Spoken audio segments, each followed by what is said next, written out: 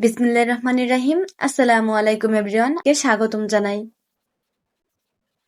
আমি আজকে আপনাদের সাথে শেয়ার করব আলু ও পাউরুটির সাইডের ব্রাউন অংশগুলো দিয়ে বিকালের নাস্তা।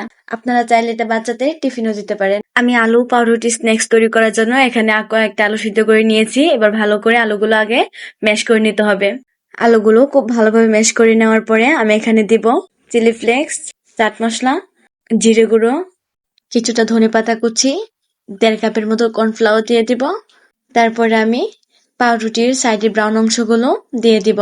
এরপরে দিয়ে দিতে হবে লবণ। লবণ দেওয়ার পরে আমি একটু পানি দিয়ে পাউরুটিগুলো খুব ভালোভাবে ভিজিয়ে মাখিয়ে নিব। পানিটা কিন্তু খুব অল্প পরিমাণে দিতে হবে, না হলে ডোটা কিন্তু আমাদের নরম হয়ে যাবে। ডোটা যত শক্ত হবে ততই ভালো হবে। আমি এখানে একটু অল্প পরিমাণে মরিচের গুঁড়া দিয়ে দিব।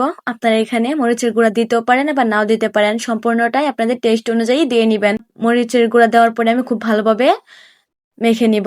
দেখুন আমি কিন্তু ডোটা তৈরি করে নিয়েছি। আপনাদের ডোটা যদি নরম হয়ে যায় তাহলে ঘাবড়ানোর কিছু নেই। এখানে আরো কয়েকটা কিংবা একটা পাউরুটি দিয়ে নিবেন, তাহলে ডোটা পারফেক্ট হয়ে যাবে। দেখুন ডোটা একটু শক্ত করার চেষ্টা করবেন, না হলে রুটি শেপগুলো দিতে সমস্যা হবে। ডো তৈরি করে নেওয়ার পরে আমি হাত দিয়ে একটু লম্বা করে একটা শেপ করে নিয়েছি। এবার আমি একটা ছুরি দিয়ে সমোসা যেরকম 3 কোনা গাছে একটা শেপ থাকে, আমি ঠিক সেই শেপটাই দিয়ে নিব। দেখুন আমি যেভাবে করছি আপনারা ঠিক সেভাবেই রুটিটা কেটে নিবেন।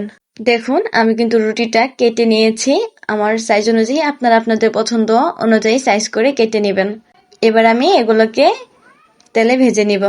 আমি একটা কড়াইয়ে তেল গরম করে নিয়েছি। এবার আমি স্ন্যাক্সগুলো এক এক করে সবগুলা দিয়ে খুব ভালোভাবে চুলার আঁচটা হালকা মিডিয়ামে রেখে ভেজে নিতে হবে। একটু লক্ষ্য রাখবেন যেন পুড়ে না যায়। আমারগুলো একটু লাল লাল হয়ে গিয়েছে এবং একটু পুড়ে গিয়েছে, আপনারা চেষ্টা করবেন।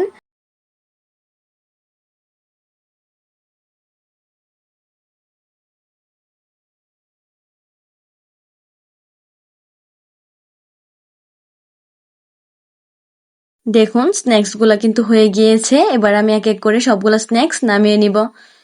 আলু ও পাউরুটির স্ন্যাক্সগুলো বানিয়ে নিতে পারবেন, বাচ্চাদের খুব প্রিয় এবং খুব মজাদার।